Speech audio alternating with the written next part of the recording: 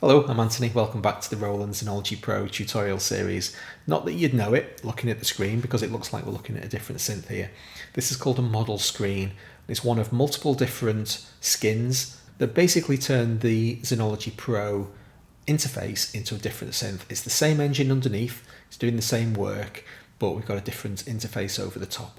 Just before we embark on that, if I can point you at the Patreon link in the description below, that's an awesome way to help support my channel. Alternatively, there's a join button by which you can become a YouTube channel member. Huge thanks to everybody who has so far. It really means a big deal to me.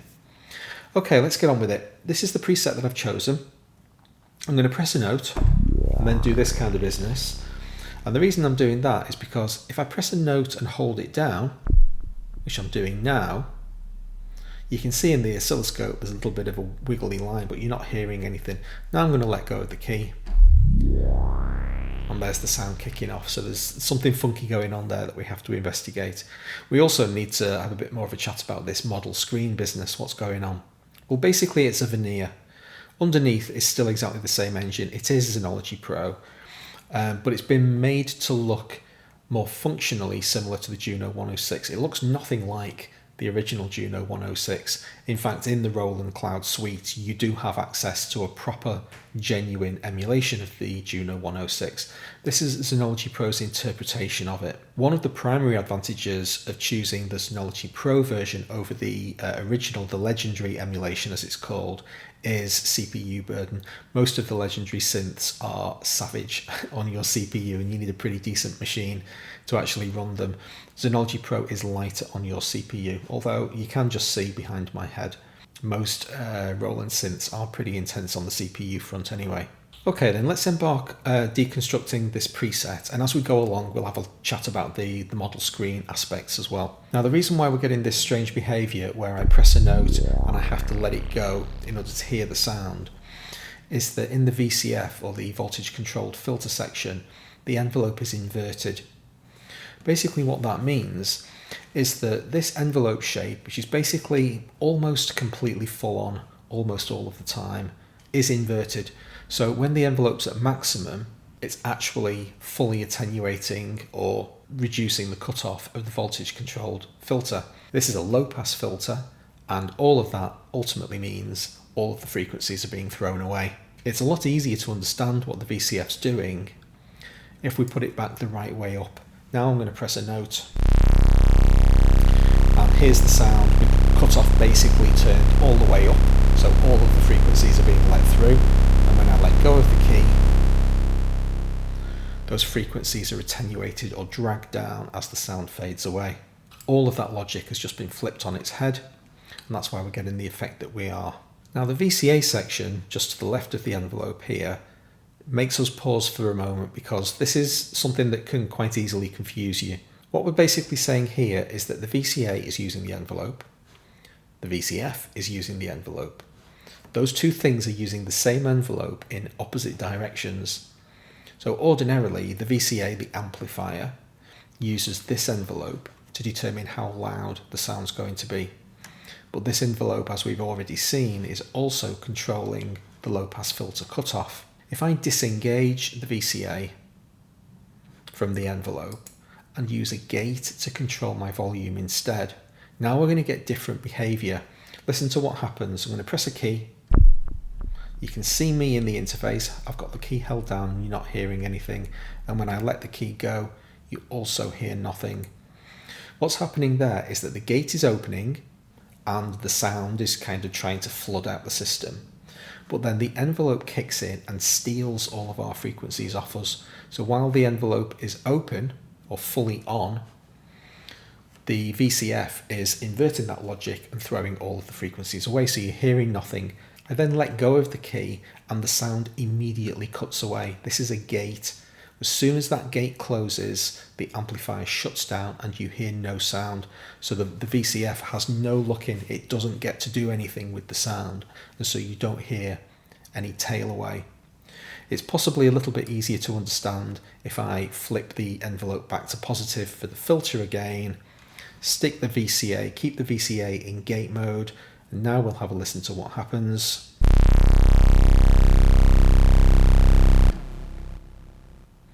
So you're hearing all of the frequencies all of the time because the VCA is fully maximizing the volume. We're not using this envelope. And so the VCA's got nothing to do with the sound. It's got nothing to attenuate. It's not cutting anything away. The cutoff is either at maximum or you've let the key go and it's done. There's no sound. So it's an interesting interaction between the amplifier and the filter with their different uses of the envelope. Let's have a look at the oscillator. This is our digitally controlled oscillator, the thing that makes the sound. And we've got an unusual interface, but it's pretty intuitive. You can figure out fairly quickly what's going on. We've got pulse width modulation that can be applied if the pulse wave is engaged. Now, by default, this gate plucker sound uses a sawtooth. I'm just going to reinvert the envelope again so we can hear what's going on while I've got the key held down.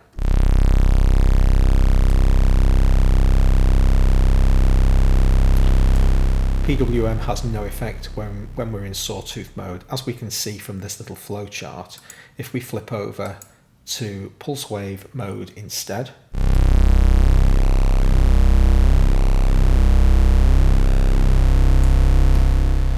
now we can override that default behavior. That's manual mode. If I switch into low frequency oscillator mode instead, then the LFO takes control. Here's the LFO. By default in this preset, its rate is at 0. Now that doesn't mean it's not doing anything. The LFO is actually cycling just very, very slowly.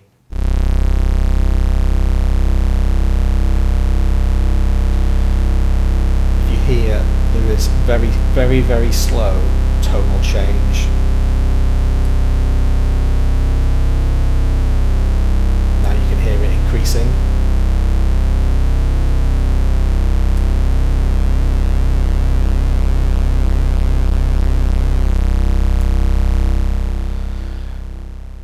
But in addition to the low frequency oscillator being able to modulate the pulse width of the wave, it can also modulate the pitch.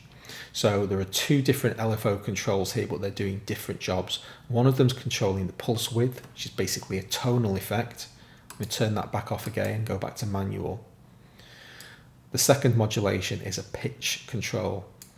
So again, I'll give myself a little bit of LFO, and now the pitch is going to go up and down.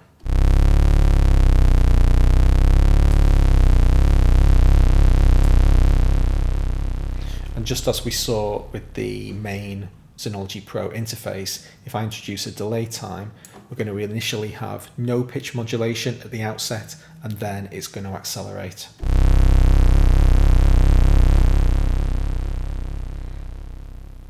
This LFO is actually peppered all over the Juno model screen. You can see it has an effect on almost every module.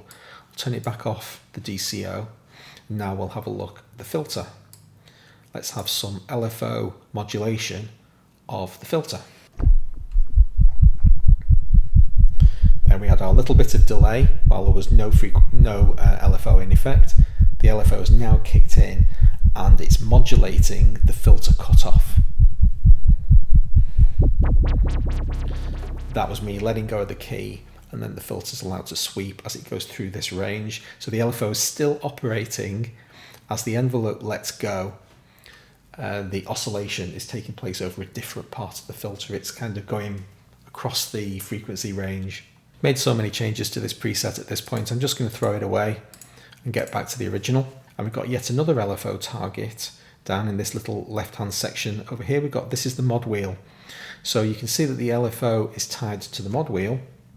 So if I press a key and let go, we get the standard sound of the preset. I turn my modulation wheel all the way up.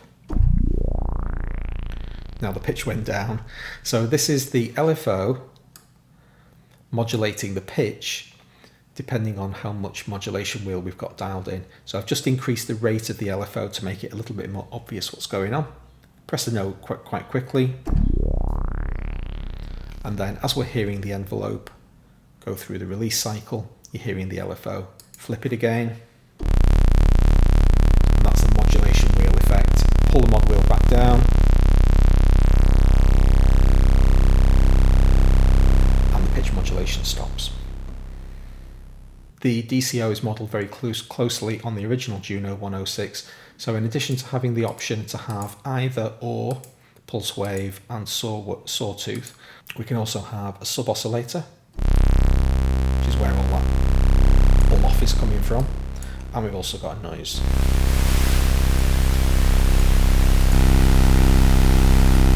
So you've basically got 4 independent oscillators, any of which can be on or off. Up at the top we've got a couple of controls that allow us to increase the randomness to emulate the fact that this is supposed to be analog kit.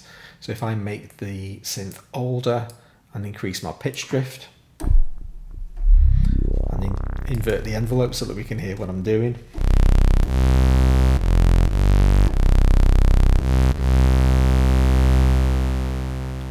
And give us a brand new non-drifting synthesizer.